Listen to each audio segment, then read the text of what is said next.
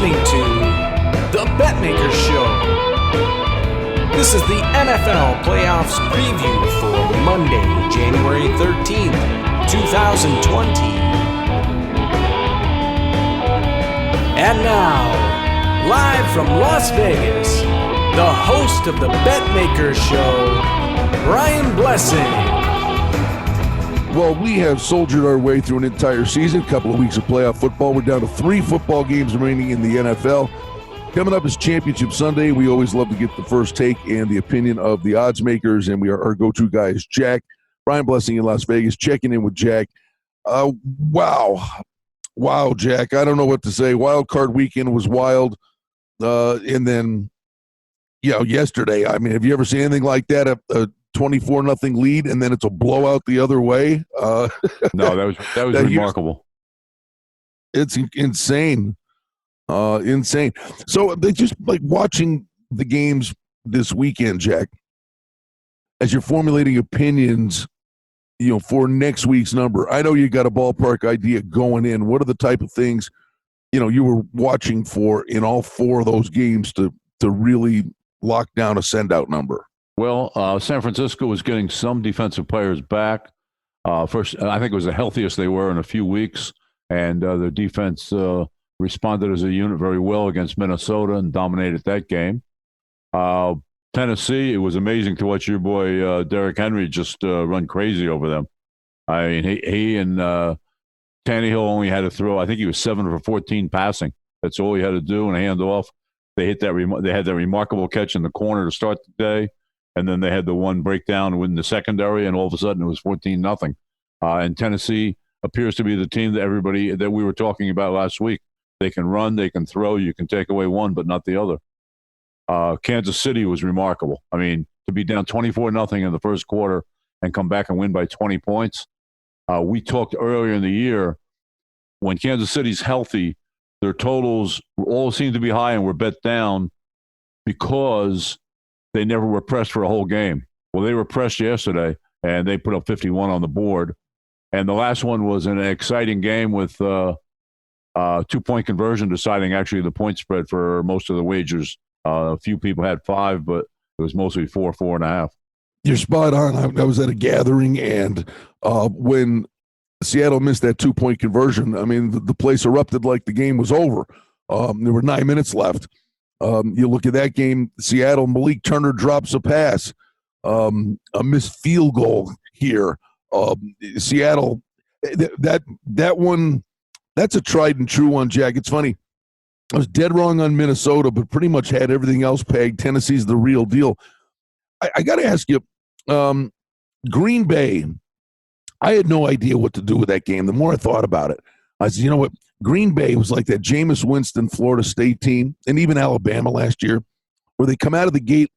Well, Florida State used to be asleep at the switch and come roaring back.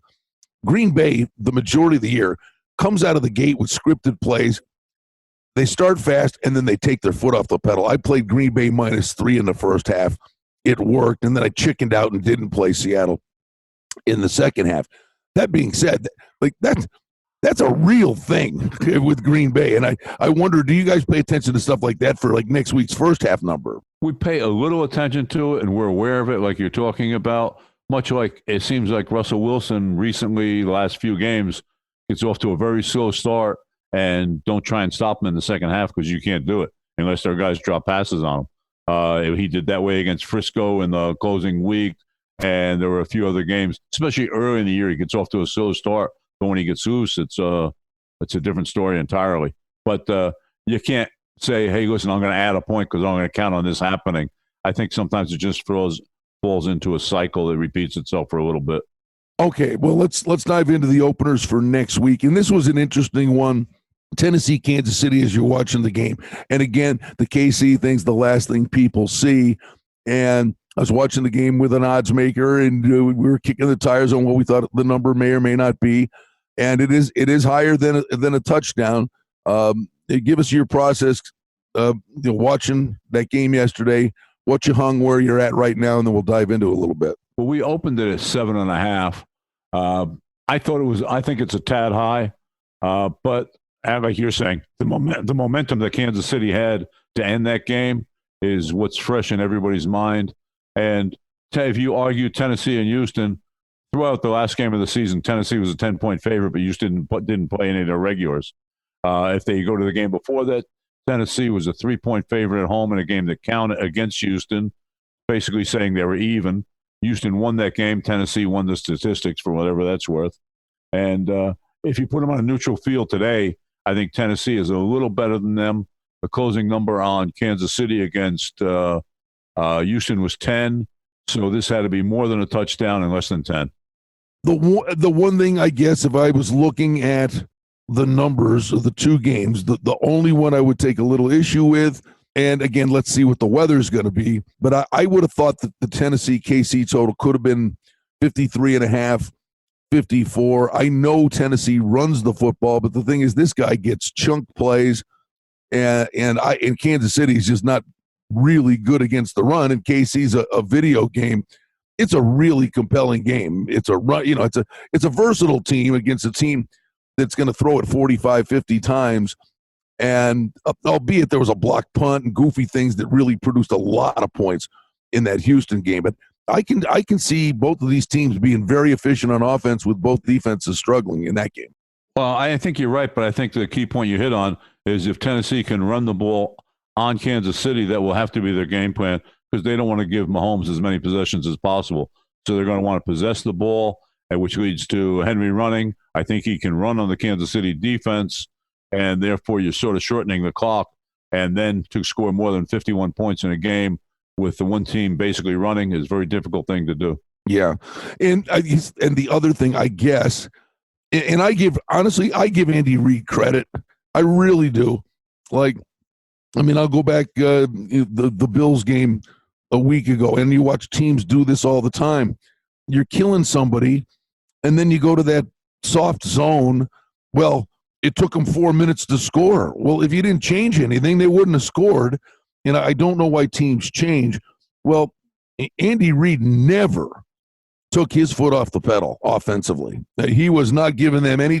He just kept throwing and throwing, and they were getting huge plays. And if it ain't broke, don't fix it. Right. Well, he saw the flurry that was Houston in the first quarter, scoring 24, albeit with those turnovers you talked about. Well, they also marched the ball a little, and Houston had beaten them during the regular season in Kansas City, and Watson has a receiving core that's excellent, and he was putting on a decent show early in the game, and he just, like you're saying, he knew he had to score points, and he wasn't going to let up. And I think that's a maturity in Reid that maybe you wouldn't have seen a few years ago with the Eagles. And it was Andy Reid off a bye. They weren't ready at the beginning of the game, that's for sure. But, boy, they sure came back. The one thing, Jack, I would just say, breaking that game down, I guess it's a different era. But really, at the end of the day, you have to run the football and you have to play defense. And, KC got away with it in the game against the Texans. But it's pretty concerning to me. And Houston did a really good job, for the most part, containing Lamar Jackson, and Mahomes was the leading rusher for Kansas City. At some point, you would think that will end up being a problem for this team, that they don't have a running game. Well, it will be. And if you're playing Tennessee, a team who only gives up 4 yards per carry, which is a better mark for the league than the average teams. So, yeah, it's going to be difficult, but he certainly can spread out that offense with Mahomes. And, they didn't run well yesterday, but they still put up 51. What do you envision we'll see by the weekend? Do you think during the week we'll see sevens at some point? I think so. And I think at the end, yesterday, most of the smart money, we had more smart money on Houston taking the 10. There was a lot of public money for sure, and we needed the team that lost for sure. But I think it'll be the same thing this week. I think anybody smart is going to let this game play its role during the week and see how high it climbs, and then they'll start jumping in towards the weekend. Well, one thing I'm probably pretty sure of, if they're in control of the game, I doubt Mike Vrabel goes for a fake punt in his own end of the field. Yeah, but I'll tell you the truth. It was risky, and it didn't pay off, and it certainly swung the momentum. But there was only one guy awake on the Kansas City defense. If he doesn't make that tackle, that guy runs forever. Amen. Honestly, if Kansas City wins the Super Bowl, seriously, a special teams linebacker. That was a hell of a tackle. It was. I thought he was going to turn the corner, at least get the first down, and if he got by him, it was a lot of yardage. All right, now Green Bay, San Francisco. This one, I'm not going to put words in your mouth, but was this one relatively easy to make? Yes. I mean, it was an automatic. It was an automatic 7. Green Bay has won their last few games. San Francisco was choppy towards the end of the season, but seemed to put their the pedal to the metal again in the playoffs there. And I think it's probably 7.5, and I think that'll pop up. But we opened the game 7, and it really hasn't budged that much. Went to 7.5 briefly, and somebody took it back. Let's make some money tonight. For outstanding information and special offerings and promotions, we invite you and encourage you to sign up for our newsletter today simply by going to the website at betmaker.com. Well, San Francisco, listen, showed up. They really defensively stood the test against the Vikings offense. I mean, Cook could just not really get on track at all, man. 9 carries for 18 yards. Minnesota's got no shot if that running game's not working. So, Garoppolo made one bad mistake, but they were efficient on offense. They weren't electric. But the story of the game was San Francisco's defense. And this is a defense that held Green Bay to 8 points the last time they came into San Francisco. Frisco totally dominated that game, winning 37-8. And they held Rodgers and company in check. Matter of fact, they only gave up 81 net passing yards, and a total of 198 yards. And that's with Green Bay playing catch-up most of the day. Jack, when you get a rematch like this, and you sit there and you look, and that game was a while ago, November 24th, 37-8, as you alluded to. Does that help things, or does it muddy the waters for you? Because they're different teams, clearly, injuries, current form. Does it actually make it a little tougher? Then you got to take that first game into account, or do you personally, draw a line through it? No, draw a line through it. I mean, there's a spread on a game, and anything can happen on that particular day. And all you can do is evaluate the team overall, and then when the situation arises again, go with the number that's dictated. Now, a lot of people like reverses, where a team has been beaten and they figure they have an edge going into the second game. But I think that's only good if you get the true value on the game. If a game is supposed to be 10 and you're taking 7, even though it's a reverse, you've lost your edge. The San Fran Minnesota game was 7 virtually all week long. It was locked down there, and it didn't budge. Do you anticipate this will be the same thing? Now, I don't know, like from your perspective in Vegas, San Francisco's turned into a public team. Green Bay's always been a public team. I would think, both factions will walk up to the windows with regularity here. I don't know in Vegas it gets off 7, but what do you anticipate? At some point it will, but I think there'll be someone to take it back. Of course, I was wrong about that last weekend. I thought people would be taking 7 with Minnesota against San Francisco, and the game just virtually died right there. At the time we spoke last Monday, it was 6.5. I thought 7s might appear and then would disappear, but it went to 7 and stayed there all the way. So I didn't anticipate that one properly. But this one, I think you may see some Green Bay backers taking 7.5, but you'll see more San Francisco guys laying 6.5. So this game stays 7 with money probably most of the week. And a recap, Jack, basically the Tennessee result over Baltimore, did that just set the table for a massive weekend for the house? Saturday belonged to the house and Sunday belonged to the players. Was Saturday so good it offset Sunday? Yes, I would say so. The teasers were teasers with Baltimore going down. That made it. And what it did is it took some sting out of stuff that would have built up over the weekend leading into the Kansas City game. And when you get the standalone games, we had 4 of them. Now we're going to have 2 of them next week. So I would think it would only get bigger. But, their player props and things of that nature, even generic props, we know what it's going to be like for the big game. But in the playoffs, the props, how massive is the handle on that stuff? As you said, it grows. The more you cut down how many games there are, the more it grows. because normally most of the television networks don't want to go against the big football games. So you're not going to see that many college basketball games that day. I'm not sure about the NBA card, but I think they'll try and get it. They'll either be late at night or it'll be over early in the morning.